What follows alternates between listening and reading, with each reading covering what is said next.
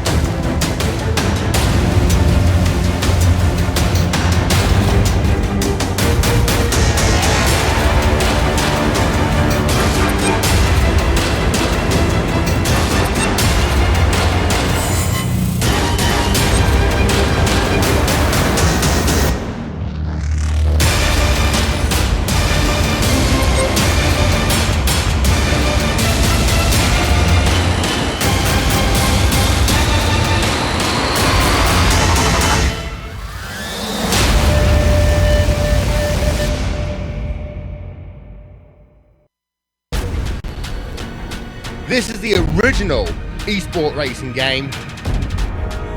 This is iRacing.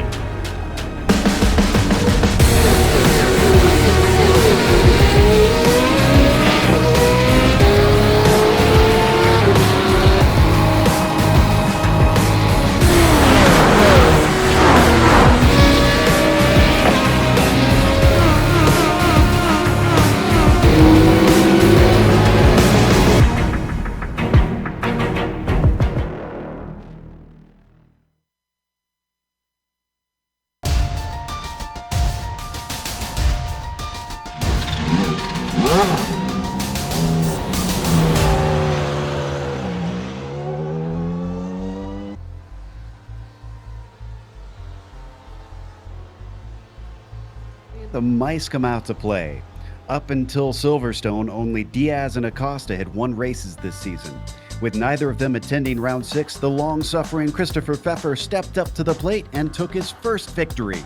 Sadly for those above him in the points, that meant it wasn't as big of a points haul as they could have hoped for. Will that be someone's missed opportunity for the crown when we reach the finale? We'll find out soon as we get ready to watch round 7 of the PRL GTE Sportscar Series. And you'll see it all live here on the Global SimRacing channel and the iRacing eSports network. Hi, I'm Joe Peak, and with me in the booth is Samuel Ryman.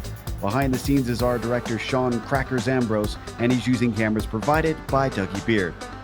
Spanish tracks are plentiful in the real world, but here on iRacing, we've only just gotten the first one on the service this year. It's fitting that Barcelona took maiden honors, with it being perhaps the nation's most famous circuit. But we always have newcomers and perhaps the uninitiated watching. So let's take a moment to learn a little bit more about this track.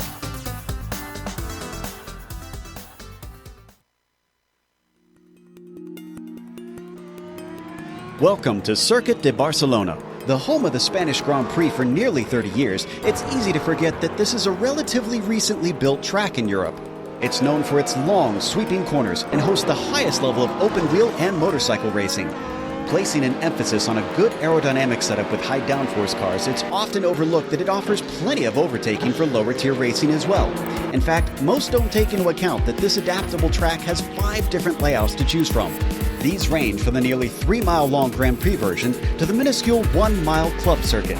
Because of the pit straight being the longest acceleration zone, Elf is the most likely spot for drivers to get a pass done. After that, your next hope might be into La Caixa, which, depending on which layout you use, could be a sharpened set of 2 turns or one long hairpin with an opening radius. In the early 2000s, a chicane was added close to the end of the lap, but the old Europcar corner can still be run.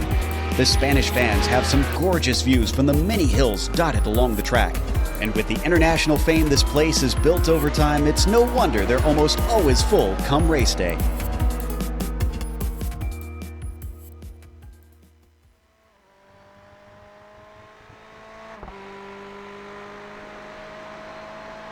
and see some of the awesome views that we have around this track. Some really beautiful hillsides and trees that line this place.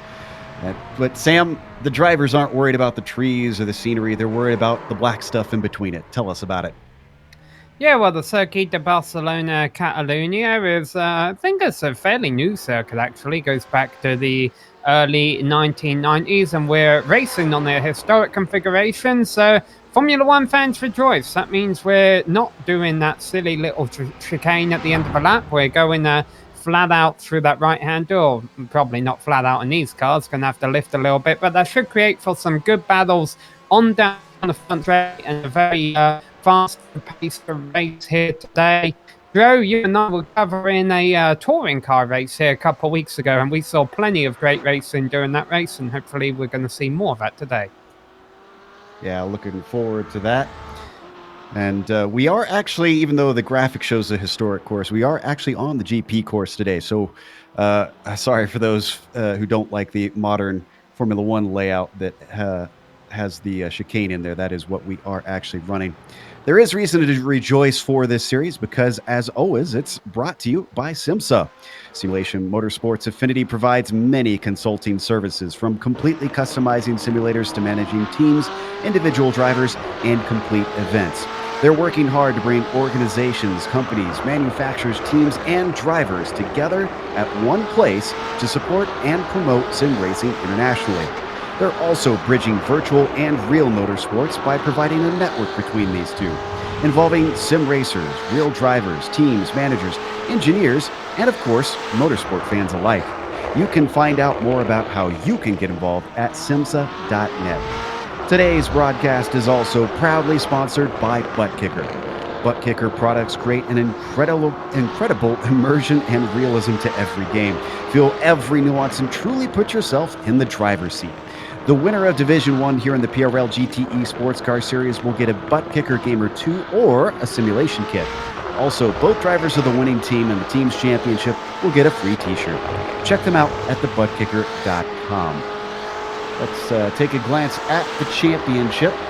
So let's see how things are shaping up in the drivers now that we've had the missed week for our two championship leaders. And of course, unfortunately, with the drop weeks, Diaz and Acosta are still at about the same distance ahead of Eisler. Because he only finished fourth, I believe he only gained about 2 points on the pair of them, since they each got 26 drop points last round. They now have 0 drop points, though. So if they have another missed race, which so far it looks like Diaz might be missing today, that will be a 0 for them. Holland and Leif Peterson round out your top 5 in that battle for the championship up towards the top. Let's take a look at the team standing as well. Sam, how's that facing us?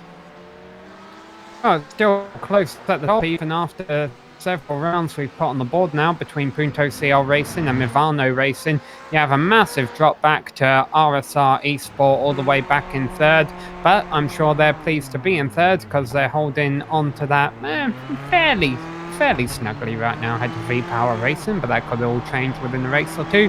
One Sim GTR White trying to get in that mix. They're sitting 115 points back of the leader and 43 points back of third in the standings. If you've not watched the PRL GTE Sports Car Series before, let's run you down how today's race exactly is going to go. We're on round 7 out of 10. There's that little droplet to represent the one drop week that we mentioned in the points. So the worst result will not count towards the points. There's the 4 different cars that they are allowed to use in this series, and the races are 60 minutes long. They have an open setup, but there will be at least one pit stop during this race. They have an incident cap as well at about 20. There's a lot of paved runoff around here, so they can rack those up relatively easily. And there you can see the bonus points that they can earn for the fastest lap, the pole, or 3 incidents or less. They're working on that pole position bonus right now. As always, you are watching this series on the iRacing eSports Network. Make sure and subscribe when you get the opportunity. It's pretty easy to do that. All you got to do is click the big red button that says subscribe. And you won't miss a moment here on the GSRC's coverage of the PRL GTE Sports Car Series. Also, if you're a fan of GSRC and you're looking for a little bit of gear to help show your support, well, that also is pretty easy. You just go to our merch store. We have things such as t-shirts. Those have actually been made of sword-resistant Kevlar. I understand this was requested by one of our Renaissance Fair attending fans who thought that might be a good idea and quite useful to them. We'll see whether or not it is useful and how well that sells. But in the meantime, if you want a bit of that or maybe other gear for yourself, you can check it out in the link below at gsrc.storeenvy.com. Right now in qualifying, we've got Abner Acosta up on the provisional pole. No surprises there. And it is Christopher Pfeffer who's trying to give chase today. Sam, you pointed out without Diaz here. Wonder if this is Pfeffer's chance to finally take it to Acosta.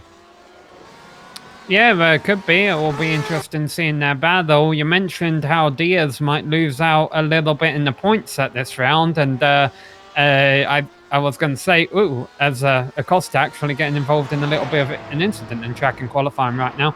I was going to say that Diaz might not lose out on too much points, of course, if Acosta has a bad race. And a moment ago, he was third on the qualifying standings, but now he's got himself back up to the top of qualifying standings, which, of course, is not good news for Diaz. But Pfeffer's there in second, and Eisler's there in third right now, as we've got 4 minutes left in this qualifying session.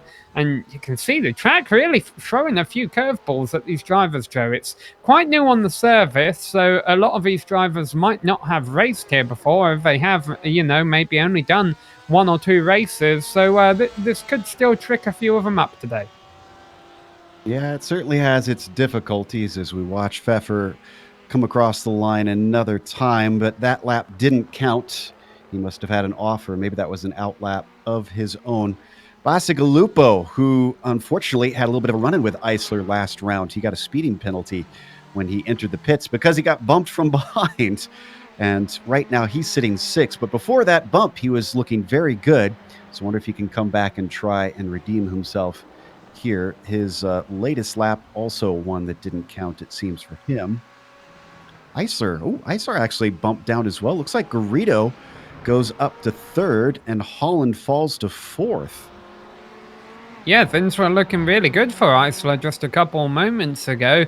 And these times up front, Joe, are really close. If Eisler were to find just 0.2 of a second, he would jump all the way up to pole.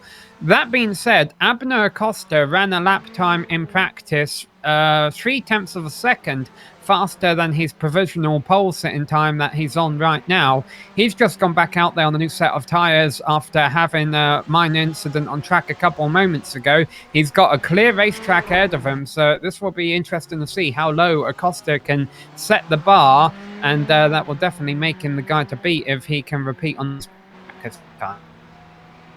Cal Quinn also coming around. He's jumped up to 7th.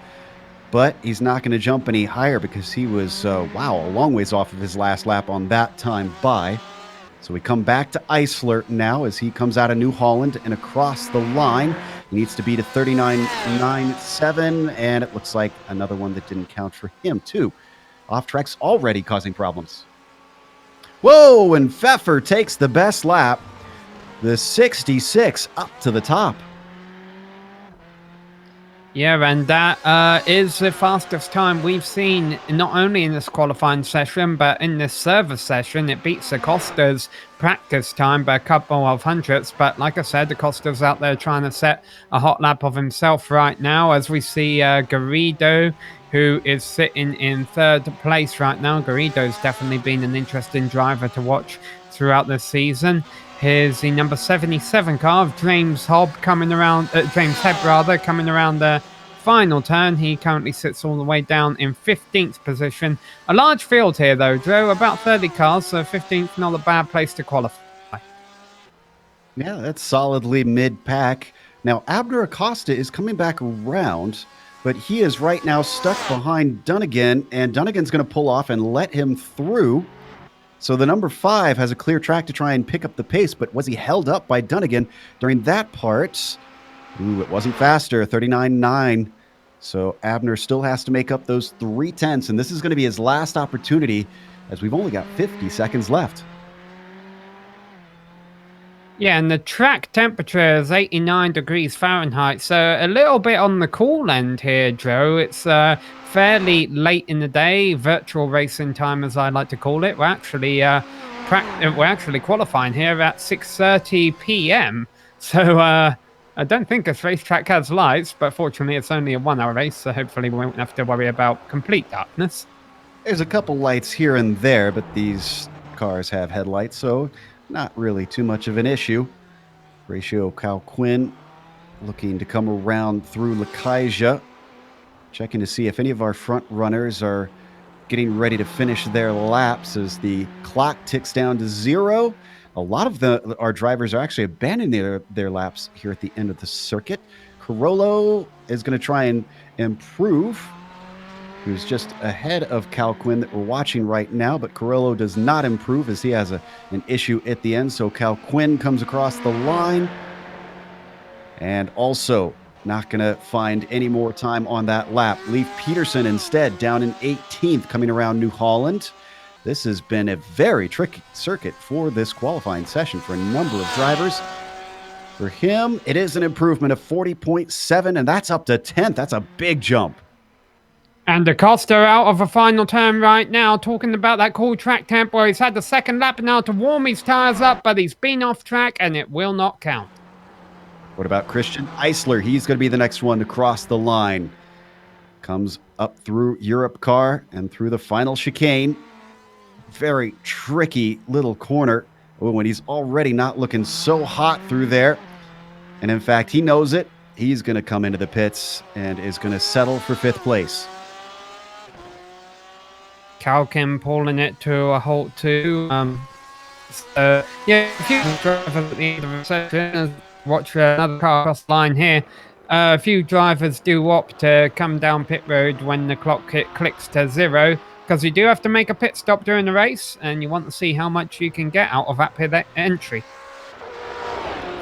Thurman, the last one to get a time in, and he goes quicker. That's going to be 14th place for the number 69 car. But that settles our field for today. So let's go through our starting order.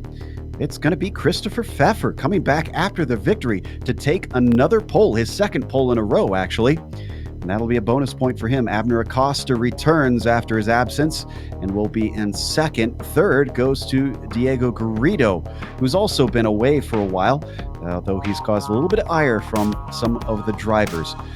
David Holland starts in P4 with Christian Eisler on the inside of row 3. Lucas Bacigalupo starts in 6. Horatio Quinn will be P7. Ted Lowendick starts 8th. Then you've got Sean Romig in 9th position, and we saw Leif Peterson at the very end manage to jump up to 10th. Lars Mitchell will roll off from 11th place ahead of Garcia Rodriguez-Redes, who will be starting in 12th. Luis Henriquez will start in 13th position ahead of Brett Thurman. Lyndon Swaby will start 15th ahead of Jesper Dralica, rounding out row number 8. James Hebb will start from 17th place ahead of Stacey Dunnigan. And John Ambrose, a bit further back in the field from what we're used to seeing him, he starts 19th ahead of Don Bowden. Jeff Carolla will be 21st. Then you've got Kenny Rodriguez in the 22nd position. Sean Duhamel in 23rd will be followed by James LeBlanc in 24th. Timothy Hargrave starts P25. On his outside, it is Christopher Albright. Last 2 cars, and all 28 of them did get laps in here in qualifying. It's Donald Olson and Gary Schilling. We should see all of them grid up because I see all still in the session here currently. A very full field here today as we wait for that rolling start to get going. Typically in F1, we see it very difficult to pass, but these cars aren't quite as downforce dependent. Sam, do you think it's still going to be as tough to try and get around one another around here? Well, now that I know we have that chicane at the end of a lap, yeah, that makes things a little bit tougher. I'll tell you one thing that doesn't get talked about as much as it should during races here, Joe, and that is I feel that the Circuit de Barcelona-Catalunya has a perfect front straight length. Like there's some tracks where it's so long, you know, like Road America or Baku that you kind of, have to time your passes on the car in front. You can't go too early because they'll just get you back and they're swerving and everything. And then there's some front straights that's so short that you can't do anything with them. Barcelona's that perfect length, and then you got that 90-degree right-hander at the start. It makes it a great passing opportunity up there. But the other thing is it makes it great for race starts, and it's going to be critical here which driver gets a better start out of Pfeffer and Acosta. Now, of course, it being a rolling start, Pfeffer is required to cross the start line first. But I think we're about to see something big here, Joe. Let's assume Diaz doesn't come back for the rest of the season for whatever reason. Hopefully he does. This could be for, not only bragging rights, but control of this championship. Who is going to win today? Pfeffer, Acosta, or someone else? Good point. We didn't really dwell as much on that single point separating Acosta and Diaz. And Acosta is going to pull greatly ahead, but very early start here for Pfeffer, who gets the green flag as we are now racing for round 7 of the PRL GTE Sports Car Series. There's that draft you were talking about. Under attack, Acosta has Garrido looking to his inside, while Acosta is also thinking about trying to attack on our leader, but instead he has to go to defense as they go side by side through 1 and 2, and they come together already. Garrido turned around, a couple more cars get into him. It looks like... That was Eisler. Oh, wow. So that's going to affect our championship. Meanwhile, up front, Acosta keeps going. Bacigalupo inherits third, who is under attack from fourth place, Holland. Behind them, there's a mess of cars. Yeah, that was... Garrido made a very aggressive move at the start, and Acosta, I don't think, appreciated it and tried to race him hard out of the chicane and just overdid it. He got into the back of the lead, returned Garrido and Eisler. Frontal collision between those two cars. Fortunately, this is just SimRacing, but even though that's not going to damage Eisler physically, it is going to damage him in the points. Real shame, and but a boon to Acosta right now as we've been watching the field continue to work their way around the first lap. We'll come back to the replay in a little bit. A bit ago, we were watching Lee Peterson.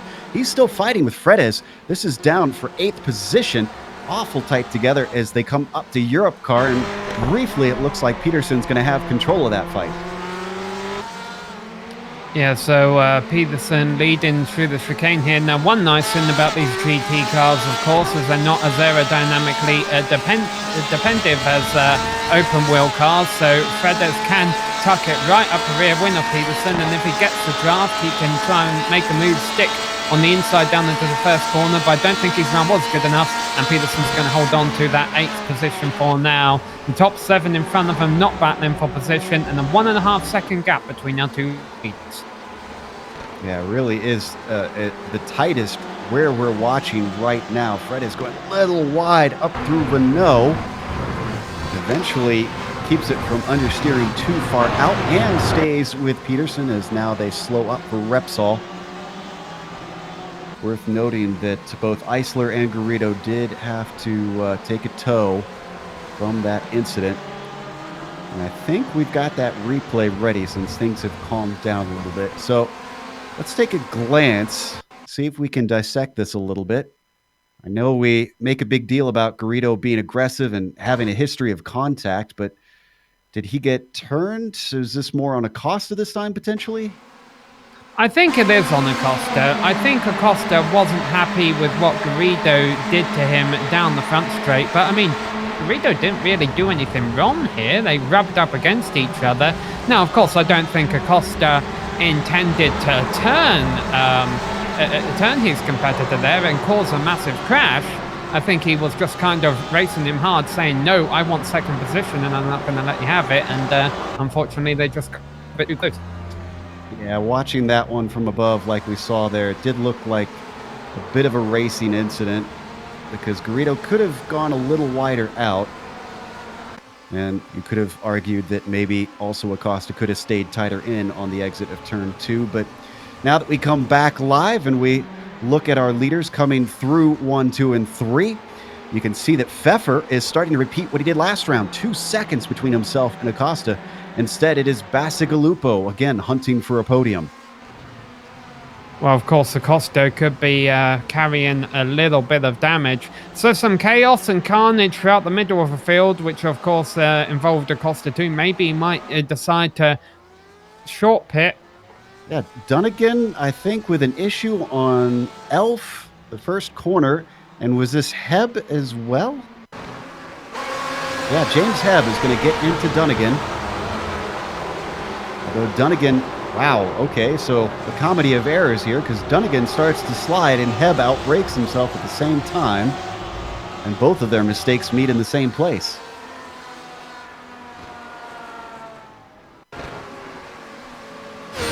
One more time here on the replay.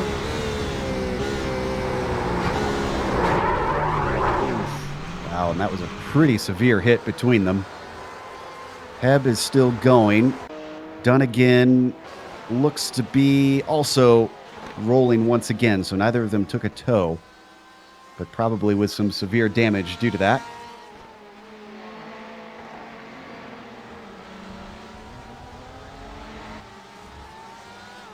As we head over to 8th position, this is what we were watching before. Leif Peterson fighting with Fredes. They are still one of our closest fights and haven't been able to separate from one another. Cal Quinn just ahead of them. They've been starting to gain on the number 666. Yeah, Fredes has been one of our bigger movers here early on, especially towards the front end of the field. One of our movers who deserves a shout out is John Ambrose. We mentioned he didn't get the qualifying performance that we're used to him having, but he has recovered from that. He's starting 19th and he's currently running in 14th. Unfortunately, I think he's had a couple of issues this season with not being able to bring it home from that change today. We watch he and his teammate work their way around. And if we could go back to Peterson, because there was a big slide from him through Seat, and I think Fredes is going to try and take advantage of it. Once again, getting close as a tiny mistake from Peterson down through Worth. This continues to reel in the number 96, edging him closer and closer to an opportunity as he takes it here down into Lakaja. This is one of the popular places to pass. As close as he is, Sam just doesn't seem like he's ready yet. This is already showing how it's tricky to pass here, Joe. Of course, as we mentioned, you can try and make a pass in the pits if you can't do it out there on track. We also have a scrap building up for second place. Acosta, I don't know if he made a mistake earlier this lap, but as they come out onto the front straight, Basti Kalupo is not too far behind him. Watching from Lucas's view as he rides in the tire tracks of Abner Acosta, but the number 5 once again is going to remain safe by the time they hit the braking a little deep into the corner, but certainly no pass attempt possible for the number 23. We follow them around Renault as well.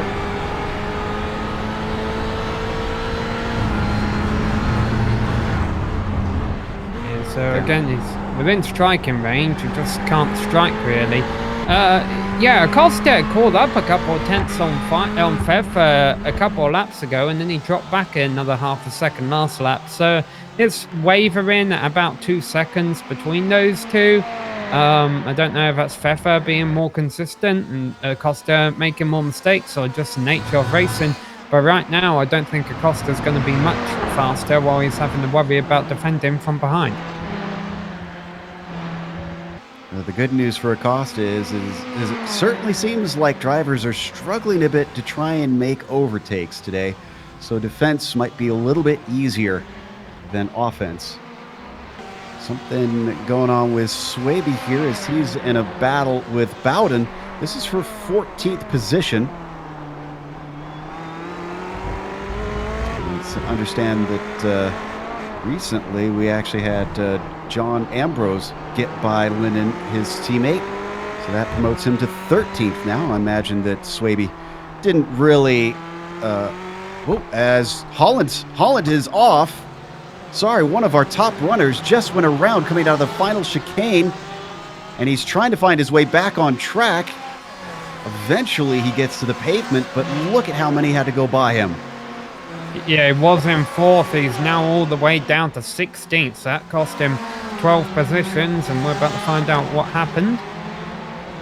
Ooh, that curb Those are some really tall sausage curves in places around here. I wondered if they'd be a problem for our drivers, Sam. Yep, well, they are. But you know what? If they exist, these are the kind of turns they belong on, the slow speed turns where they don't risk launching the car in the air, really. I mean, it obviously didn't give Holland a whole lot of grip, but it's a punishment you pay for making a mistake. Just in front of him as well, he might get an opportunity because look at the tight battle that's between Bowden and Swaby and Carollo. They come out towards SIMMSA. Let's see if Bowden can get himself set up on this run down towards Lakaja. Way wide out for Swaby, trying to use as much of the track as possible. And he's got a slowdown penalty because of it. He gives up both spots as Carollo takes a peek to the inside of Bowden with the distraction, but it doesn't pay off. And that's going to give Don the 13th spot. I feel like I'm getting deja vu here, Joe. I'm starting to realise I think this is the way Jeff Carullo normally approaches races. I recall a couple of races where he's finished much higher than he qualifies, so for whatever reason he's either not good at qualifying or loves passing cars, and he's might be able to get another one here. Awful close to Jeff. Excuse me, to Bowden, rather. As he now comes out to the inside. He's got the slipstream that he wanted. He's got the momentum, but he's not fully alongside. He's going to have to be very late on the brakes, and he is. Can he get it woed up? Beautiful move. Wonderful job by the number 52, and now he takes 13th away. That's how it's done. It's possible. Obviously, there's different car manufacturers in this series, and so, you know, depending on how your car's set up and what kind of car you have, it might be easier for some drivers to make passes than others. But like I say, it's definitely possible for Jeff. It's possible for Ambrose. He's also made some overtakes. He's up to 12th, and the double lot now is spying Elijah Mitchell, Luis Enriquez, and a little bit up the road, Brett Thurman as well, all in a row. Let's see if he can get one more here. Following behind Mitchell, he's not going to duck out. That Shell Ferrari is going to stay in line. Out and around Lakaja and up towards Bonk Sabadell. Just setting up and staying with him, staying patient. We are only 12 minutes into this race, so there is time left for him to do something. And here comes David Holland. He's mad, and he's going to go underneath Don Bowden and pick off a position. Let's give a shout out to Don Bowden as well. He, even though he's just lost a couple of spots, he's still up several positions from where he started. But yeah, David Holland is about to be a very interesting driver to watch because he wants to take back some of those 12 positions that he lost, and he's got a lot of cars right in front of him to pass. Back to the battle that we were watching before. Mitchell was looking at Henriquez, and he forced an error out of him. Henriquez going way wide. He stays off to the side, and that's going to mean that he can't do anything to defend off Mitchell, who now goes to the inside of Renault. Maybe he could re-attack coming up to Repsol, though. He's right behind him. Henriquez doesn't poke his nose out. A little bit of a look from John Ambrose as well, but he gets chopped off at the apex. Another driver just put it in the wall a moment ago, Timothy Hargraves. That's going to add to our list of retirements. We've had quite a bit of attrition here early on, Joe. Yeah, you mentioned Hargrave. Dunnigan's in again. Derlicka is out. Garrido is out. And Eisler is still taking repairs. We're not sure if the Iceman is intending to return to the track to see what points he can salvage. I would. I mean, he's third in the points. He's not too far back. He is. And Kostev had a couple of attendance issues. Well, and Pfeffer have all had attendance issues. He had the bad race last round at Silverstone. Even though the points were there for the taking, he ran into some trouble. We've had some attrition early on here. So if I was Eisler, I'd get out there and see what points I could salvage, pick off a few positions from these cars who have hit misfortune. And like you just mentioned a moment ago, Joe, still a long ways to go. We might not be done with a little bit of carnage, unfortunately, but hopefully we're going to see some great racing out here too. And there's a lot of it, hopefully, about to take place right here. Cut all the cars together going down the front straight. Yeah, we've been following this battle for a couple laps now. And you mentioned the different makes of cars. We got 3 of the different ones represented right here. Mitchell in a Porsche, and you've got Henriquez racing in a Ford, and Ambrose racing in a Ferrari. Another look from Henriquez trying to get that spot back from Mitchell. That didn't work out through Elf. We'll be joined by some friends soon, because David Holland is also behind Carollo, who himself is less than a second behind John Ambrose. This could be a 5-car train relatively quickly. That's nice to know that these guys are from And Jeff Carollo a little bit wide down through Seat there.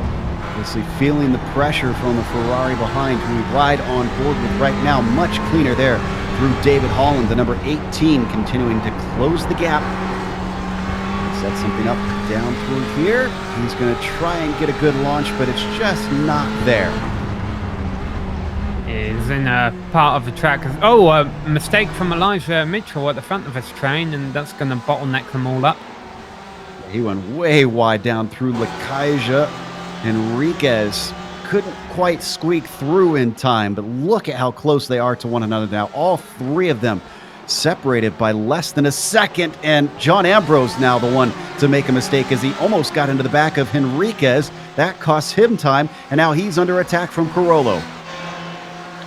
So this is 10th all the way back to 14th, 5 cars in total, and the place we might see a pass here is Carollo on John Ambrose for 12th place. Sticks his nose out again, but nothing happening. John Ambrose able to defend that position in his Ferrari. As that was happening, we had a change for position for 7th spot. Fredes finally got past Peterson, and it was into that first corner. We'll take a look at how that happened. Yeah, we'll get a quick look at this. But when we come back, Acosta has made a mistake and just lost 2nd place, Joe. Here's how to do it the easy way, and let's continue this replay after watching this pass for 7th, because not too long after this, I think this was a slowdown penalty we're going to see here, Joe. Acosta makes a mistake, runs off course a little bit, and that ends up yielding a position from Bacigalupo. It's a couple of turns into the future from where we are now. Yeah, Acosta is the one you see in the black and the red, and then Bacigalupo in the green, white, and red Ferrari. I'm guessing it's going to be out of Worth here, where you can go a little wide. Yeah, it certainly looked like it there. Maybe it wasn't a slowdown. Maybe it was just that curb. Certainly bounded over it. So. All right. So, yeah, what can Lucas do, Joe? Because I think he's been impatient for the last few laps. He's been hounding the back of Abner's car. Can he run down Christopher for the lead? That one won't be representative with the fighting. And indeed, it was a little bit slower. It was a 41.3 for Bacigalupo. So this time around will finally give us a feel for whether or not he is quicker or at least on pace with Pfeffer. Now, my concern for Bacigalupo is he had to make a pass through the twisty parts. He's been wanting that lead for a little while, and he hasn't been able to do it on the straights. That tells me that, for whatever reason, he doesn't have the straight line speed of Acosta, and if that is the case, does that mean Acosta will easily be able to get 2nd back from him on the front straight? Could be in for a nice little scrap here for 2nd place, but it won't help him catch a leader. However, Joe, these two can afford to... Oh, is that another slowdown from Acosta? He ran wide there, and no, it's not slowdown. It just cost him a bit of time. But these two can afford to do battle, Joe, because they've got 8 seconds over Todd Lowendick, who I don't think we've mentioned at all, but he's gone from 8th to 4th this race. Yeah, this is honestly punching above the belt for Lowendick. He's usually a mid-packer from what I remember seeing him most of the season.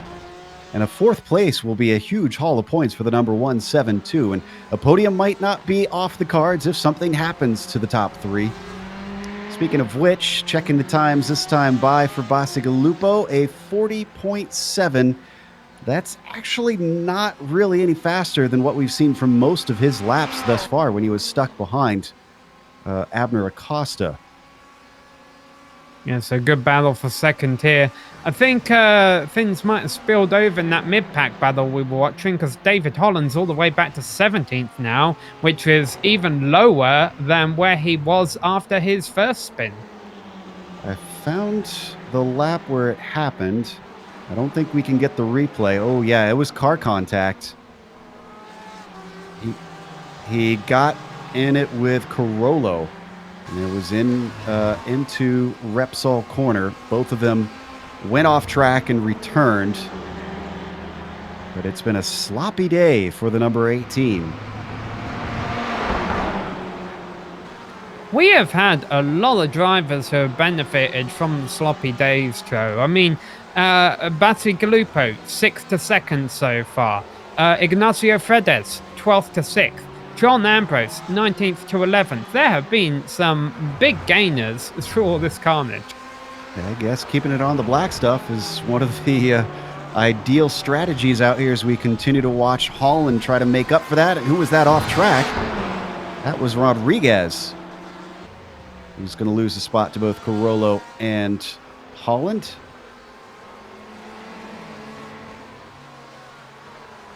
Don't forget, it was Holland who got into the back of Carollo that lost them those positions a couple laps ago. So I'm not sure that Jeff is particularly looking into the mirrors and smiling right now. I'm sure he'd like to put himself away from the number 18.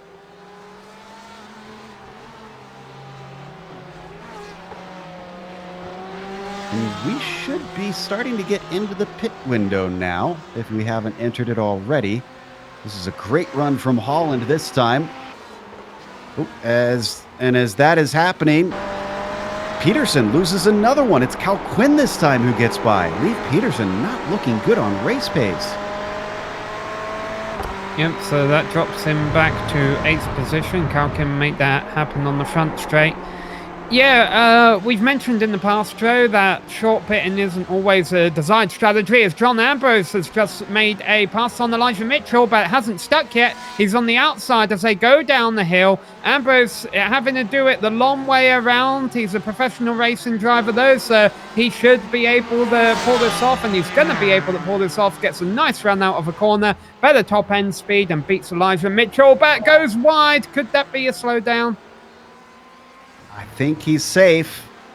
It looks like he managed to get it out of there without Elijah Mitchell having an opportunity to sneak through, but a top 10 now for the double aught. It took him a while with both Mitchell and Henriquez close to him for a number of laps. We look back from Ambrose. He's got about 3 seconds to make up to Thurman, the next car up.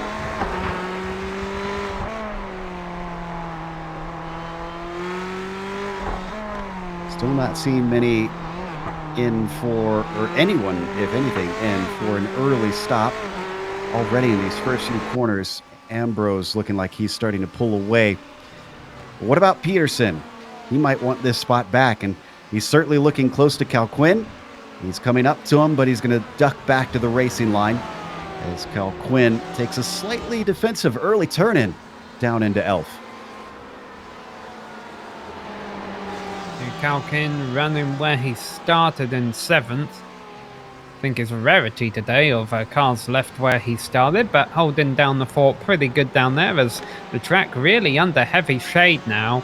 Now, of course, Joe, these drivers won't have to take tyres when they come into the pits. It's only an hour-long race. You don't really need tyres for these GTE cars.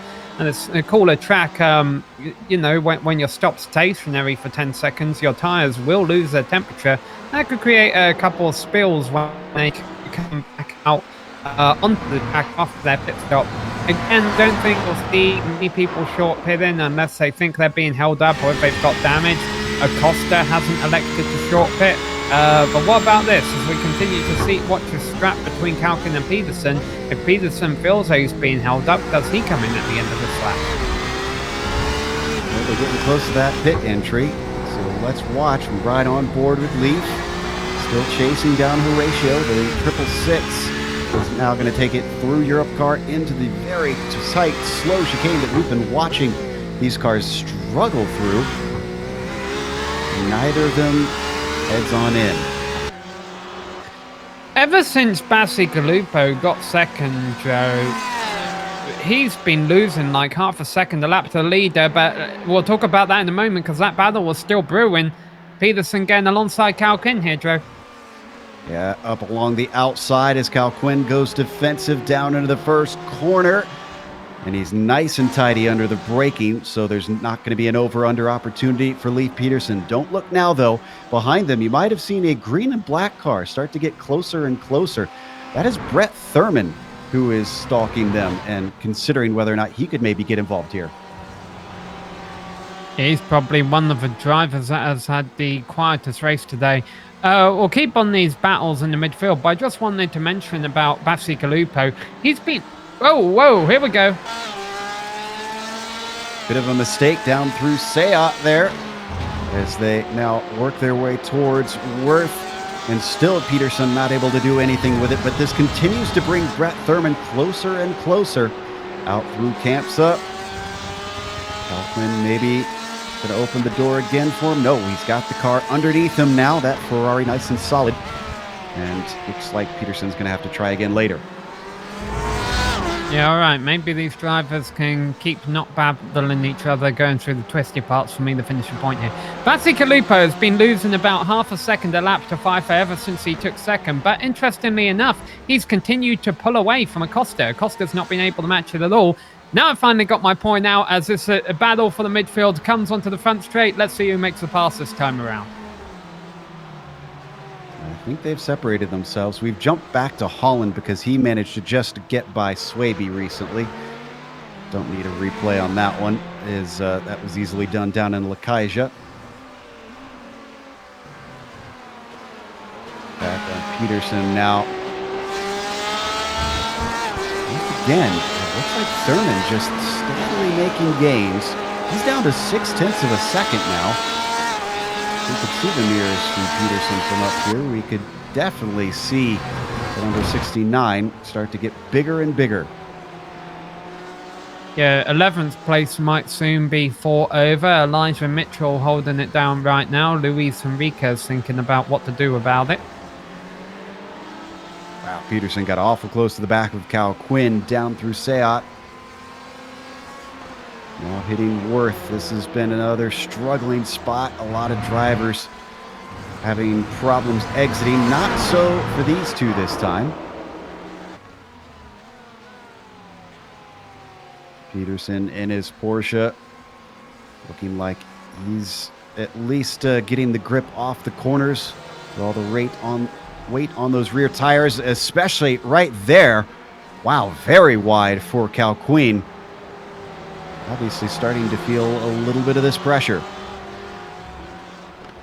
Yeah, Peterson has had an eventful race, but it's been going in the right direction, 10th to 8th. And he's got a better line through this final chicane, I think. Although, did he get a little bit squirrely on the power there? Whatever happened, it looks like he's a bit further back of Kalkin, and nothing will happen this time around. Up to second place, Acosta's regained about half a second on Bacigalupo, and I'm not sure if this was a mistake from Bacigalupo or if Acosta just turned the afterburners on here.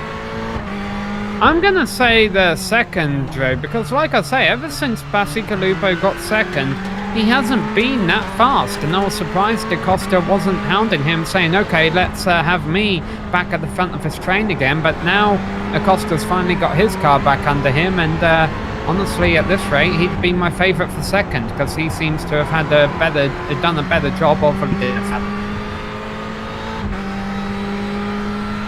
And we had a problem with John Ambrose. Did he find the wall? I think he did. Oh, and that another driver making mistakes multiple times. Remember, he lost positions earlier. Or no, excuse me, I think I might be thinking of his teammate Holland. Oh, and he backs into traffic once he has this slide that you see there. Yeah, that's a precarious position because, yeah, it's not great timing there. The thing is he might have thought his car was kind of on the racing line. You know, the back end of it was sticking out on the racetrack, and you know, it would have been safer just to keep it there, but it was a bit of a dangerous position. Fortunately, there wasn't any contact between him and other cars, and he's been able to continue. But the battle for second is shaping up, Joe. Acosta wants that second place back, and he might try and do it around the outside. I don't think that was planned. I think he was trying to do a crossover there, and it didn't work out. Yeah, as he went way wide through Renault. Thankfully, even though he was out in the marbles, he didn't spin the car. We have had a couple takers on early stops now. Rodriguez has finished his. I see. Sorry, Joe, Calkin had a big off at the first corner. He basically shortcut it, but he slowed down through all the gravel and everything, I assume, and it cost him 2 positions. He was in 7th, he's down to 9th. So he was trying to go defensive here. Oh, and that was a bit of a slide too. Yeah, I think he lost control on the entry from what we saw on the replay there. So both spots go away. That's going to give the position to both Thurman and Peterson, 7th and 8th for each of them.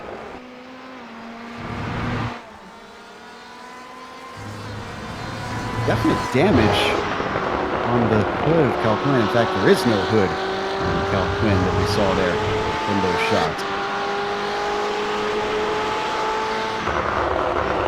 I wonder if anyone's ever painted their hood up like an engine to confuse the competitor in front. No, I don't have to worry about him. He's damaged. Give it a try and tell me how it goes. See if it gives you an advantage. Meanwhile, we ride on board with Thurman. And did something happen to Swaby? I think John Ambrose got by him for the 2nd time this race. And I think this happened down into Lakaija. Actually, you know what? I don't think we need a replay for this. I think Swaby intentionally handed the position over. Going to watch it on my screen. Yeah, of course, Ambrose has had to make all these passes once already, but it's not because he made a mistake earlier, it's because he qualified poorly. And even though he had a big error, obviously, we saw what happened to him, he's still running ahead of where he qualified. I suppose you could count the a bad qualifying as a mistake, just not in this session. But semantics as we watch our leaders continue on. Speaking of which, we do have a leader in this race. So we haven't shown him for a while. Christopher Pfeffer, 7.5 seconds up now, up at the very front. There you see him in his Porsche. One last round after 2 bad races. And he's looking to repeat that with another victory unless something dramatic happens. I think it's a safe bet that he's going to achieve that.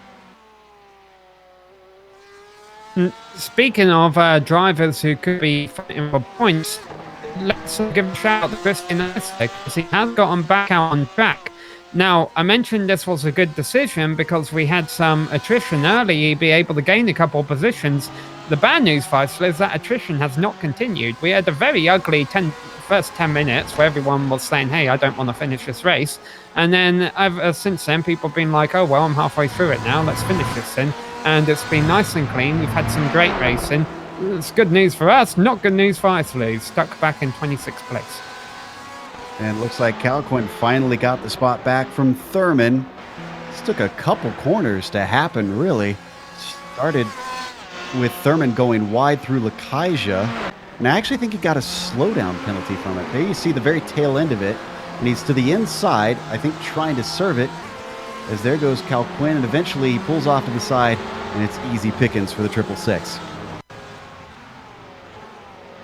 I wonder if people ever practice serving slowdown penalties. Like, what's the fastest way to deal with them? You know, that does the least amount of damage. Lead it off. That's always the way to do it. At least that's the way I try and do it. Carullo just got cross plate from Bowden. I think that's the 2nd time we've seen Carullo go by Bowden in this race. He lost that position again earlier when he made a mistake.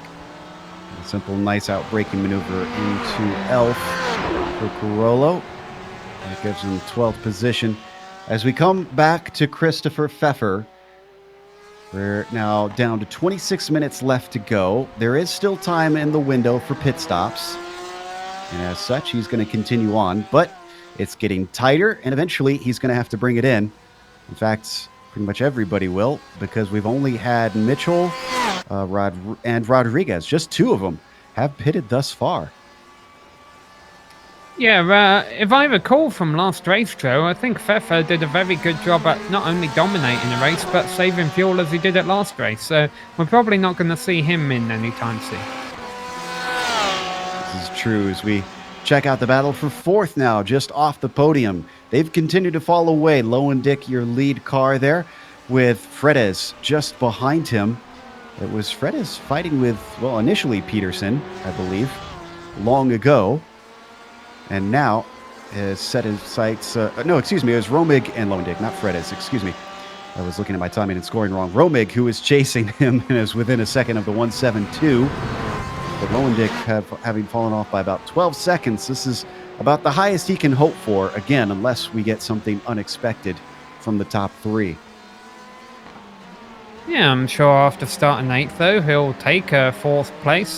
Problem is we've got over half a race to go, and he's got several cars behind him. Sean Romig is on his tail now, but if for whatever reason Lowendick has a bad stop and costs him 5-10 seconds, that'll throw him right in the thick of that mid-pack battle we've been watching all race. Or at least the front end of a mid-pack battle. Yeah, and that, well, those battles have really spread apart from one another for the most part, I'd say. Calquin and Thurman are still relatively close to one another, but other than that, I'm looking down, and I'm seeing very few drivers that are within closer than 2 seconds to one another.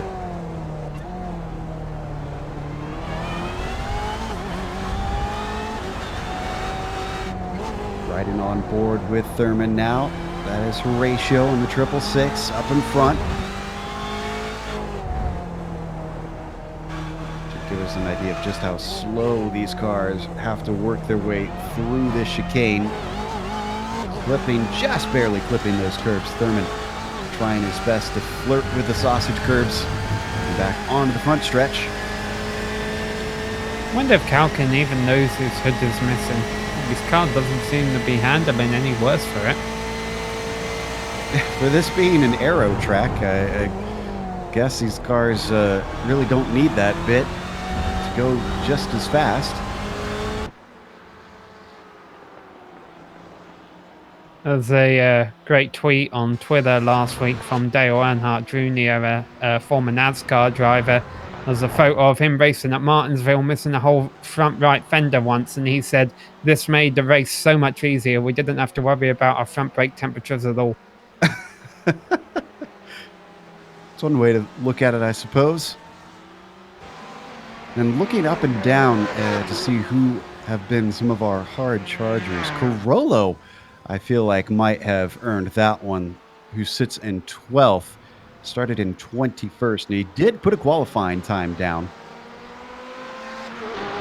He's chasing a car who probably could have earned the hard charger if you counted just simply cars passed. And that is Holland as we now ride on board with Bowden. This is another driver who's had to pass a lot of cars, John Ambrose. 13th position fight. Ambrose, who was awful close to the rear of that car down through Worth and Campsa, falls away exactly when he needs it and can't attack. Oh, maybe he can attack because that's way wide out for Bowden. And John Ambrose back up to 13th now. Yeah, there are a lot of drivers that could unofficially be leading the Hard Charger Award. I think a driver who's officially leading it, as we'll come back up to second place, where Costa's still hounding Bacigalupo. The driver who I think is officially leading the Hard Charger right now is probably Donald Olsen, who was up 8 positions from 27th to 19th. He just lost one of those and went back to 20th, but still a driver that's kind of flown under the radar so far today. Ooh, we got a couple of cars who have flown into the pits. Thurman is one of them, and Carollo as well. Now, Mitchell is our highest pitter, and I think he's going to get out ahead of these two quite easily. Thurman is coming on out. Mitchell's got speed up. There's Carollo as well, exiting. Now Thurman will be the highest bidder as he manages to exit ahead of Mitchell. Yeah, and do not underestimate the chaos element that this pit exit can throw in there. Basically drops drivers on pit exit out right in the inside line, ready to battle in turn 1. I kind of like it. Oh, Bowden had a problem in Seat. This was just after he lost that spot to Ambrose. This is a single car incident. You're going to see the rear of this BMW, unfortunately, try to swap ends. Bacigalupo is the first of our up front leaders to make a pit stop. Now, of course, he'll be hoping for a good stop here, Joe, with no mistakes, because he is in a pretty tight fight with Abner Costa. Not only will he be hoping for a good stop, he'll be hoping for clear traffic and pit exit. Romig also came in behind him. Bacigalupo already exiting. The Ferrari is free and gone, and he'll return in 7th position as well. So with clear track ahead of him, the 23 is looking pretty dandy right now, I'd say. Yeah, this is great track position for Lucas Bacigalupo. Not only did he get out ahead of Luis Rodriguez, but he's got a few seconds up the road before he would catch Horatio Calkin, so he'll be able to put a clean lap in. Abner Costa also, of course, has a clean racetrack now. Really haven't seen a whole lot of lap traffic so far this race, Joe. That might change in the second half of the race, so, as the pit stop cycle and the field spreads out. There's only 20 minutes left to go, so Pfeffer's probably going to need to come in now, as I think the next car up. Yep, indeed, Pfeffer's in. So the 66 ducks down pit lane. He wasn't close to catching traffic, but he didn't want to stay out too much longer, or else he would run into it. Settles down towards his pit stall. Acosta, interestingly, stays out, though. Yes, I wonder if Acosta's been able to save fuel so far this race. That, of course, means he might be able to make a bit of a shorter pit stop when he comes in for his only stop, and that could help him beat Bacigalupo in that battle. Ted Lowendick also into the pits. Yeah, that was Acosta's MO earlier in the season. I hadn't thought about that he could have been just trying to cruise around and save a bit of fuel with a little bit of lighter right foot. Pfeffer is back out. Bacigalupo obviously slots in behind him. Yeah, Pfeffer has came out behind Fredes, and he'll be hoping, I'm sure, not to get held up too much by that. But obviously he had an 8-second lead at the start of this all, so got more cars in the pit straight. Oh, and Romig just got Lowendick in that battle.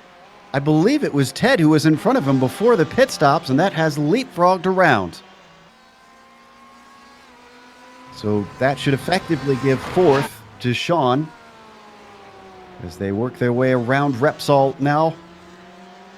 I can tell you that lots and lots of drivers have come in since these two have now exited. Pretty much everybody decided that was as far as they could go here in this race before they needed fuel. Acosta coming in.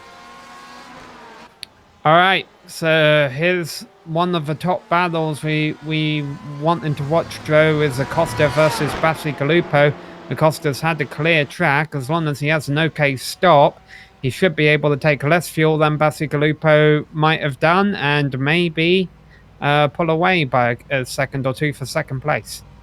Bacigalupo just heading through the final chicane right now, and Acosta's in his stall. Drivers have been doing about 12 second stops. Acosta with a quick stop, 10 seconds, 11 seconds rather. So definitely try to save some fuel. And Bacigalupo is just now coming by the pit exit as Acosta is getting up to speed. It's tight, but Acosta is ahead. All right, now how's this going to play out? Because remember, at the start of this race, Bacigalupo was behind Acosta, and he was all over the back of him. It wasn't really until he got out at the front of the train that he started to make mistakes himself, but then again, he was able to hold on to the position ahead of Acosta. So this is going to be interesting, this battle for second, seeing how this unfolds between now and the checkered flag in about 15 minutes' time. So Duhamel falling down the order because he's taken his stop finally. Albright, the last driver to need a pit stop. So that's going to be everybody now on sequence. But we can't disregard Calquin, who keeps giving us lots of action. And who else is it going to be with? but Henriquez, who he was battling earlier, as well as Thurman. Now, wasn't Thurman ahead of these two? Sounds like I'm wrong here. He was a little bit behind them, but he did catch them slightly since the pit stops. Honestly, Joe, so much has happened in midfield today. I can't remember the order. Yeah, they've swapped around a ton. That's for sure. Out through camps, these three are going to stay in order, though. No opportunity to try and get by between Henriquez, Calquin, and Thurman. Since we've finished the pit stops now, though, and I don't think this battle looks like it's about to erupt, why don't we run down our top 10 just to refresh everybody about what's been going on in this race. So heading up to our leader, the number 66, put it on pole and pulled the gap almost immediately. Hasn't looked back since. This is starting to look pretty similar to what we saw at Silverstone, as we unfortunately lose his connection for a little bit. So we'll go away from Pfeffer. Acosta, who is behind him, was in second for a while, being chased by Bacigalupo. Acosta had an incident very early on with some contact with Garrido. Didn't seem to hurt him too much, even though he lost position, saved fuel, jumped Bacigalupo in the pits, and got second back. Bacigalupo, the reverse story, of course, made the pass, was pushing more air, wasn't saving fuel enough, and had a little bit of a slower stop. He came out of the pits directly behind Acosta, and now the fight is on to settle out the podium. Behind them, off the podium, it's been a long gap. It is now up to 17, almost 18 seconds to Sean Romig, who we ride on board with. He's got something to worry about, because in the pit stops, he also made a leapfrog maneuver. That was over Ted Lowendick. He was behind him, still running in the top 5. Not a bad day for the number 172, considering he qualified in 8th and usually isn't this high up in the field. What's the next 5 look like, Sam? Well, in 6th position, we have Ignacio Fredes. A lot of these drivers in the back half of the top 10 have had incredible days where they've gained several positions on where they started. Leif Peterson currently sits in 7th position as well. He's up from 10th to 7th place. And we've got a battle just outside the top 10, though, Joe. Holland and Mitchell side by side as David Holland tries to work his way back up through the field. Remember, he was in 4th before the earlier mistake. Well, now he's passed back up to 11th. The cars he'll be trying to get by include Luis Henriquez in 8th place, leading the train of 3 cars right now. He's up 5 spots from where he started. Horatio Calkin has gone the wrong way a little bit, and you can see right off the end of his car. He had an off at turn 1 and 2 earlier that damaged the front end of his machine. And Brett Thurman currently rounds out the top 10, but how much longer will he hold on to that? Because the next car behind him is Holland. Holland, who has been on a charge and has made a ton of passes, has got some work to do. It's 3.3 seconds up to Thurman with 13 minutes left. Not impossible, especially with the pace that Holland has been showing. Ride on board with David, coming around and out of Renault up to the hard braking of Repsol. Still being chased by Mitchell, who he recently passed.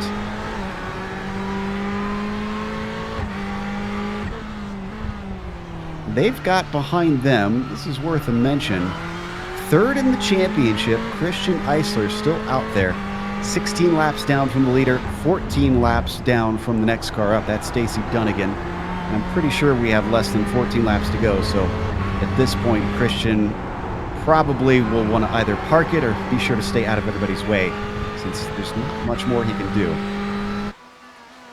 Yeah, the 3 cars behind Eisler out of a race with only 12 minutes left. Yeah, there's not going to pass anyone else. So 25th place for Christian Eisler. We'll be hoping to take this as a drop week. I don't think he's missed a race so far this season, but I could be wrong on that.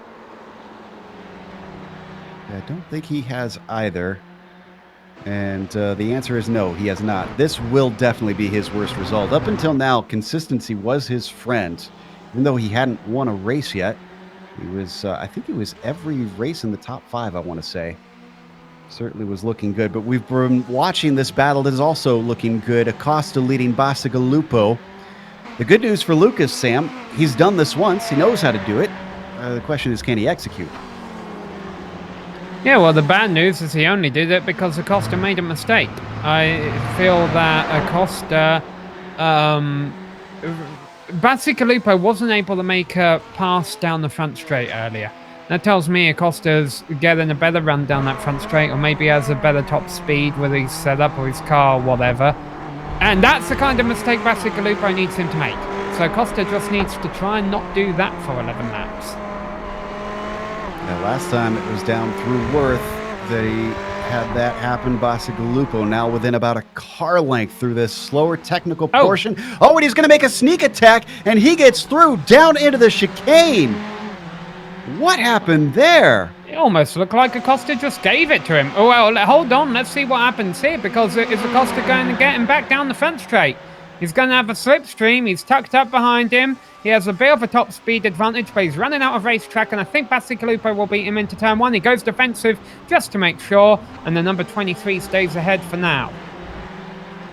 Here's another question. As let's take a glance at the replays, because that will maybe answer one of these questions. It was a second quicker in the pit stop for Acosta. Is he may be thinking, I'm short on fuel, I got to duck in behind and try and save a bit now. That does look like he kind of handed it over from that angle. Slowed a lot. Well, if fuel is an issue, the good news is he has 18 seconds over the next car in line. Yeah, it was really bizarre. Back. He's losing time here. Oh, we got a car off course. Stacey Duncan, he got a little bit loose through that corner. He's running a lap down, 2 laps down actually. Yeah, they are coming up on lap traffic. We haven't talked about that Pfeffer's already lapped Albright and Schilling. Next on his list is Donald Olson, but it's not really offered much in the way of drama. Not the same way we've seen drama out of David Holland, who's now looking on Thurman.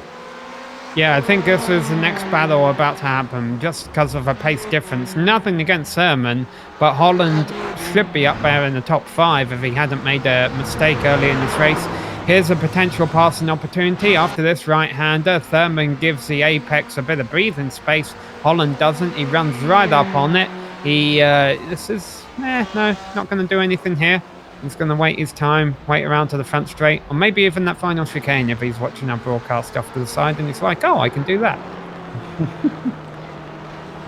I tell you what, this has been an impressive gap that he has closed down. Remember, it was 13 minutes left when I said that he's got 3.5 seconds to make up.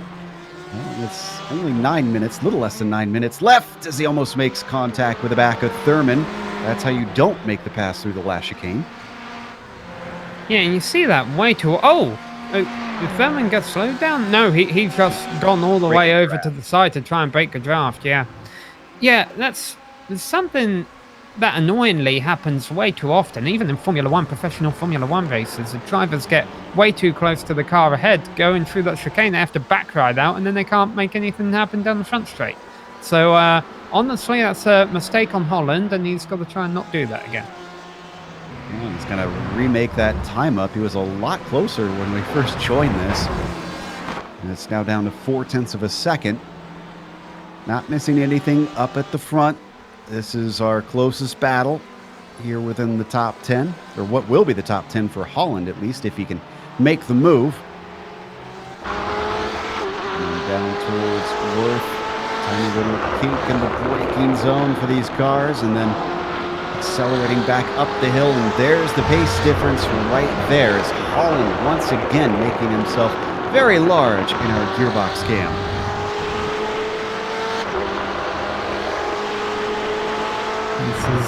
This time he might do it, yep. He keeps his nose in there. Thurman, once again, too wide at the apex. Thurman has been given the apex a bit of space. It's been working for him. He's been running up in the top 10, but when you got Holland hungry behind you, it doesn't work out too well. So where's Holland now? He is 3 seconds behind Calkin, no-hood Calkin for 9th position, and I think he'll be able to catch him by race end.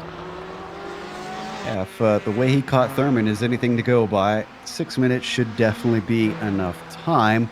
But catching is one thing, passing is another. Just ask Abner Acosta and Bacigalupo. In fact, wow, Acosta's back by 2 seconds now. Are you saying passing is like milking a GSRC rooster available on the GSRC online superstore, Joe? We sell roosters there, correct? I'm Okay, afraid maybe we we don't.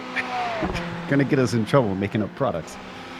We don't tell fibs on this channel, Sam. Come on now. Meanwhile, on screen, thank you, director. Meanwhile, as we continue to watch part of our podium try to get this worked out, I really am starting to suspect that Acosta had something go wrong with his fuel calculations. I mean, even if so, this is a great day for Acosta in the points. It really is. Nobody battling with him. Like we see battling here between Heb and LeBlanc. This is down for 19th position. Looking maybe for the over-under there. LeBlanc going defensive down into Seat, but it's going to be successful, at least for the moment. Heb takes another go at it, sticks his nose in down into Worth, and again, this is hard to go too wide. He almost clips the back of LeBlanc, but they both make it out the other side. But yeah, the point that you were making as we continue to watch this battle is that Pfeffer and Bacigalupo are not in the points battle with Acosta, and those are the only two beating him today. So this is a net gain for Acosta. If I could be, he keeps kind of based up that drop week at the end of the season, and you know, Diaz and Acosta miss a couple more races, but Acosta's not missing this race. He's here, he's on the podium, he's going to get a good amount of points, and that's going to give Diaz some work to do. Pearson really the only other driver high in the points who's faring well today. Holland, who is up there in the points, is, well, he's recovered, but this is still a pretty miserable day for him if he gets 10th or 9th. Peterson only looking at a 7th himself. So he's going to turn the points a little bit on its head. Oh, and Henriquez just had an off. That's going to gift a spot to Holland, as well as, I believe, Calquin. This is all on his lonesome. Just late in the race, fatigue getting to you, and nice little 360 there. These GT cars aren't always easy to get to speed after they do something like that. That drops him to 10th position. Yeah, just outbraked himself into Worth and has to drag it through the dirt, get it back on track. Thankfully drops all that gunk off the racing line. So Pfeffer just crossed the line a few moments ago with 4 minutes 10 seconds left in the race. That means we have 3 laps left to go as all these drivers cross the line. Here is Pfeffer. Hasn't got a whole lot of screen time today, so give him some more. Christopher leading by 11.1 seconds over Bacigalupo. I wonder if he's been managing his pace, though, because wasn't it a little bit higher than that a bit ago? What if we could look at the lap time comparison between the 66 and the 23?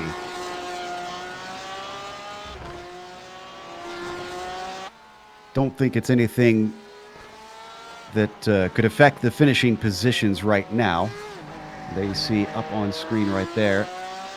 Well, Bacigalupo only gained on 1 lap, and even then it was only a 10th. Otherwise, it looks like Pfeffer is still outrunning him and still pulling away. So, false alarm. 2 laps left to go for Pfeffer now. He's crossed the line, heading down into the first corner one more time. So. Meanwhile, Duhamel and a nice little bite with Rodriguez. Kenny, one of those that also lost spots early in the race. This is for 16th position. As we watch this, I'm also been keeping half an eye on Holland and Calquin, because we thought that Holland would try and chase him down and pass him. Well, he's already just about got to him. Yeah, I think this one is going to be over quite quickly. Calquin has made a bit of a mess exiting the final chicane, which is kind of a death sentence when you have another car behind you. However, Holland doesn't have a great run on him, and yeah, I don't see Holland beating him into the first turn. He's going to stick his nose out and make Kalkin think he's thinking about it. We've seen Kalkin already mess this up earlier on this race, but he gets it right this time. However, Holland sticking to his racing line a little bit better. Turn 4 is a pass opportunity. Starts with Hamilton and Rosberg. Hopefully, we'll see if Holland can do it a little bit cleaner. He's right on his gearbox now. And I think that Holland knows he's not got many laps left. In fact, he's got about a lap and a half because Pfeffer is going to be taking the white flag here in a moment. Let's stick with this battle a little wide down there through Seat, and that's going to open the door. Holland gets his foot in. He's going to try and step through, but he's going to have to be late on the brakes, and he's not willing to try and make it too wide through Worth. It is the final lap. Pfeffer has crossed the line. You see the graphic at the top of your screen telling you that.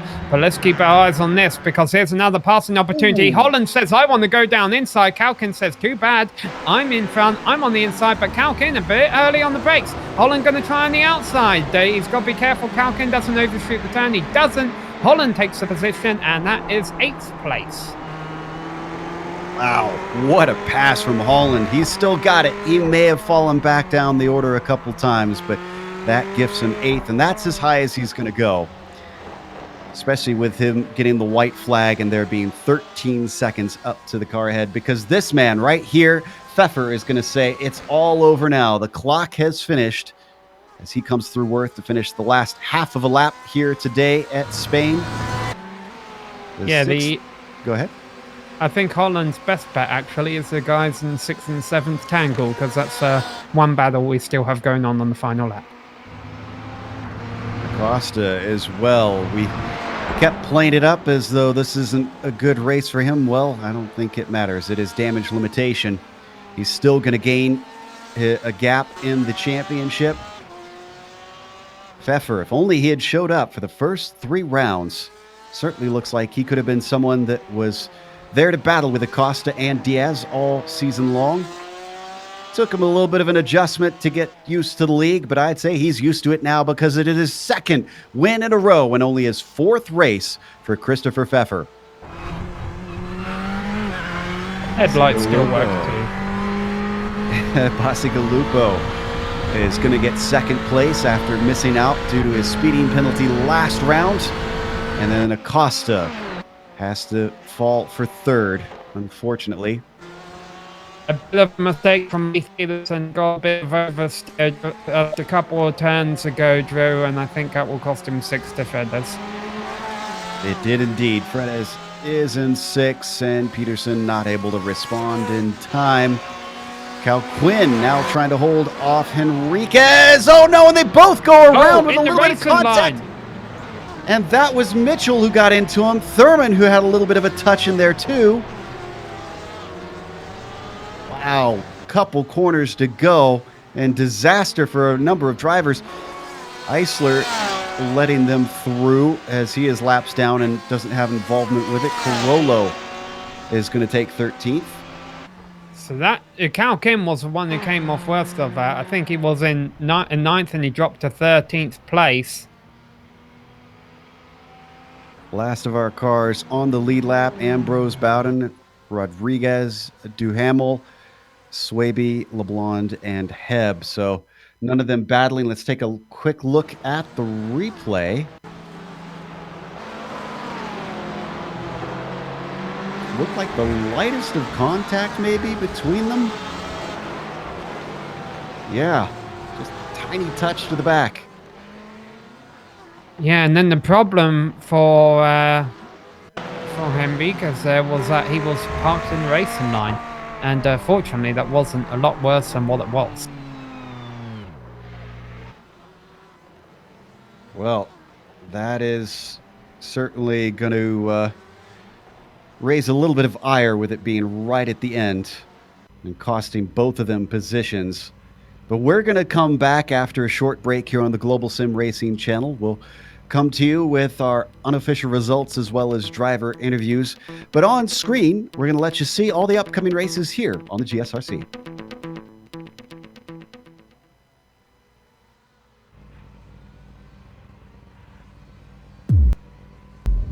iRacing SimRacing, you wanted the best, you got them 4 abreast. Often imitated, never duplicated, the greatest show on dirt, the World of Outlaws.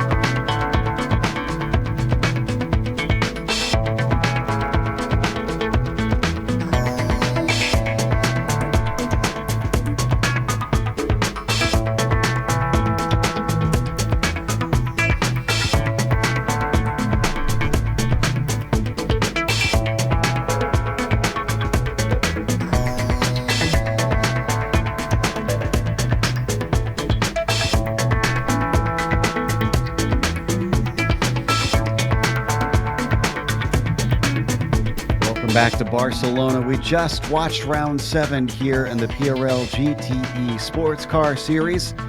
And though we wondered whether Christopher Pfeffer could respond with his main rivals here, well, the answer is yes, with at least one of them. Pfeffer took the win today with Bacigalupo finishing in second after starting from 6th. That was a great climb from the 23. And Abner Acosta started in second, but unfortunately fell all the way to third. Just did not seem to have pace today. He was 13 seconds behind at the line compared to Pfeffer.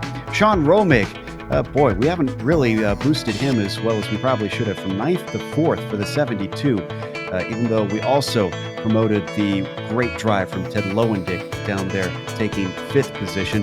Ignacio Fredes takes P6 with Leif Peterson finishing in 7th. David Holland went the opposite direction of some drivers. 4th place on the grid, only 8th in the end after slipping back twice in the race. Brett Thurman takes 9th position, and Elijah Mitchell, who had contact with another driver at the end, finishes in 10th. Most of the drivers on the second page had good races, including Yo 11 Luis Rodriguez. He started 13th and finished 11th, but it wasn't a good end. Involved in a little bit of damage there. Trev Carullo, I believe, was our big mover through the field at the end of the day, 21st to 12th. He does this a lot. Other drivers, keep an eye out on that when he gets to bad qualifying. He's still a threat. Horatio Calkin, he was one driver who went the wrong direction. He went from lucky 7 to unlucky 13 by the end of the things. John Ambrose, he started 19th, finished 14th, despite a spin which cost him several positions in the middle of the race. What could have been? Don Bowden was all the way back in 15th. He was also involved in the thick of things there in the midfield where we saw battles going on all race long.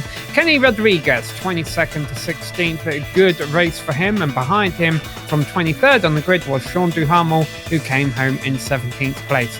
Lyndon Swaby went the wrong direction in the number 100 machine. He fell down to 18th by the end. James LeBlanc, 007. James LeBlanc, 19th place at the end of the day. And the last car on the lead lap is James Sebb in 20th. Donald Olson a lap down in 21st with Christopher Albright behind him in 22nd. But then you get to the drivers that are laps down because they had an even worse day, not because of lack of pace. Stacey Dunnigan, 2 laps down in 23rd after an accident early on. Gary Schilling also 2 laps down, 24th. Christian Eisler eventually got back out on track to try and recover positions. Only got a couple, wound up 25th. And Timothy Hargrave, Jesper Derlicka, and Diego Garrido were all DNFs today. We've got our winner ready to talk to us, Christopher Pfeffer, with win number 2 here at Spain. And Chris, we were kind of wondering on whether or not you could carry the form when you had some of the fast drivers back and actually attending, and considering Acosta return today, I feel like you gave us a big fat yes. Yeah, it was. I was happy everyone showed up tonight. So it was a really fun race. And the car was amazing. And first off, guys, I got to thank the series sponsors, SIMMSA, and ButtKicker for their continued support. Also, I want to thank my team, One Sim Motorsports, and our sponsors, GTR Simulators. But yeah, I gotta thank my teammate Elijah Mitchell because he helped me out tremendously with the setup. I didn't have one before I really joined the lobby, and he helped me out quite a bit for the race. And I definitely couldn't have won the race without his help. We hear a lot in Formula One about how the setup is so important here. Do you credit that setup a lot with your pace here today? Do you think that was kind of critical to being up towards the front? Yes, because in practice, in the 3 hour session before the race started, I was really struggling with the setups I had. And once he sent me his setup, I was able to make some small adjustments to suit the way I drive, and everything just flowed so smoothly after that. Well, that is quite a story then to find out that things turned around so quickly and then gifted you the win there. Well, I shouldn't say gifted. You definitely had to work hard for it as the pace looked good. But you've got another more recent track here coming up with Monza being the next one, the next round, and another F1 track, actually. Do you think you can continue, make it a hat trick? At Monza with the Porsche, that was going to be extremely hard. The Porsche's not that great down the straights. The Ferraris are really fast there, so it'd be shocking if I can manage to do it for 3 in a row. But we'll see. We'll try. Well, there can sometimes be problems on the first lap into the first chicane, so you never know, and you can't put anything out. That was our winner, Christopher Pfeffer, taking victory here today for the second race in a row. And up next, I believe Sam has caught up with third place finisher and points leader Abner Acosta. Yeah, Abner, congrats on the podium finish. Are you disappointed you didn't get second? No. I'm okay with a third place finish. I made a lot of mistakes, so had a lot of X's to off tracks. So I was trying to be careful at the end. So no, I'm okay with a third place finish. Yeah, good points, Day. Two things I want to talk to you about. Let's start with the early thing, the thing you probably don't want to talk about, and that is the calamity at the opening of a race. Can you talk us through the first few corners? Yeah. Well, Diego's back, so I knew he was gonna be aggressive, and he did on lap 1, turn 1, of course. He sent it in there, and I think we just ran out of room. At least that's my point of view. And unfortunately there was a touch. I'm more sad for, I think Eisler got involved in that. Definitely did not mean to touch Diego, but to me it was just a racing incident. He just sent the car in there. It's a very difficult part of the track, and unfortunately we touched, and Eisler got involved. So apologize for that to Eisler. But then after that, after you'd resettled and everything, you and Barcelona-Catalunya had a pretty decent battle going all race long. Where were the parts you felt he had the edge over you, and where were the parts you were trying to beat him? I think I might have had a better pace, but I just kept making continuous mistakes all over the track. And again, I got high up on the off tracks, and I was just trying to stay safe and just make it to the end. But I think I might have been a little faster, but it was just too many mistakes on my part today. All right, so this is going to give you the points lead, I believe, with the third place finish and Diaz not being here. Can you tell us about Diaz? Do you know if he's coming back? He's still going to have a good old championship fight here? Diaz is he's upgrading his equipment to like the ultimate thing you could get. So he's changing everything. So in order for him to do that, he had to sell his current stuff. But he has a great opportunity to upgrade. So I guess he just took it. So right now, that's a no right now. He's basically getting equipment as he's selling his things. So he might be back, might not be back. So far, I don't know. It's working for you so far. Helps give you a little bit of a cushion in the points. Well, congrats on the podium day to Abner, today, Abner, and we look forward to seeing you back in action at Monza. Thank you, guys. Have a good night, and see you next week. Was Abner Acosta, our third place finisher. I guess a bit disappointing for the neutral fan that we won't have that nice teammate battle that had started early in the season and was so tight up until today's race. But we are going to close up because we're getting tight on time here. So we have to thank our sponsors as well. The Simulation Motorsports Affinity, sponsoring this season of the PRL GTE Sports Car Series, can be found at SIMMSA.net. Give them a check out and see if they can help you get involved with the world of sim racing. And also ButtKicker. The ButtKicker.com is where you can find their products. If you're a sim racer, you probably want to see if they can find something to help give you all kinds of feedback as you're racing because, well, you need all the feedback you can get here in the sim world. Also, thanks to iRacing for putting us on IESN. Make sure and subscribe.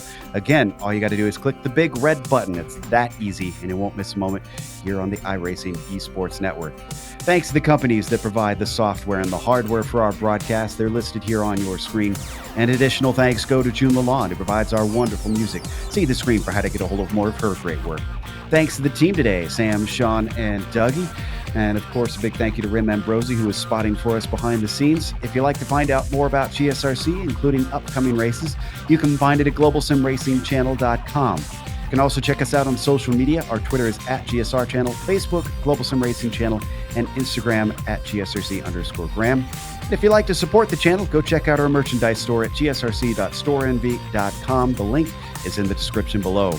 The next race is going to be the Monza at the Grand Prix circuit. So they will have all those chicanes. That'll be Tuesday, November 5th at 9 p.m. Eastern, a week from now. We also have upcoming races for other series listed on the screen, so check those out and mark them down on your calendars. Until next time, race clean, race hard. We'll see you on the track.